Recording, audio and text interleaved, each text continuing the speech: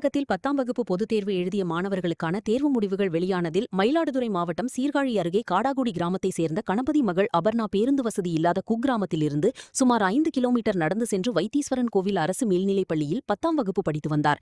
இவரது தந்தை தாய் கூலி வேலை செய்து அபர்ணாவை படிக்க வைத்து வருகின்றனர். அபர்ணா வீடு ஒரு சிறிய அளவிலான குடிசை வீட்டில் வசித்து வந்தாலும் அவர்கள் தங்குவதற்கு பெரிய சிரமமாக உள்ள வீடாகும். சொல்லப்போனால் நிற்பதற்கே கூட கஷ்டம். மேலும் இந்த வீடு கூரைகள் சரிவர இல்லாததால் மழைக்காலங்களில் தண்ணீர் வீட்டிற்குள் முழுவதுமாக ஒழுகும் அவல நிலையில் வசிப்பதற்கு பெரும் சிரமத்திற்கு ஆளாகி வந்து வருகின்றனர். இந்த நிலையிலும் வறுமை ஒரு பக்கம் வாடினாலும் படிப்பில் தனது ஆர்வம் குறையாத அபர்ணா 10ஆம் வகுப்பு பொதுத் தேர்வில் 500க்கு 473 மதிப்பெண்கள் பெற்று அரசு பள்ளிகளில் முதலிடம் பெற்றுள்ளார். அபர்ணா பாடங்களில் பெற்றுள்ள மதிப்பெண்கள் தமிழ் 97, ஆங்கிலம் 94, கணிதம் 93, அறிவியல் 96, சமூக அறிவியல் 93, 5 பாடங்களிலும் பெற்றுள்ள மதிப்பெண் 473.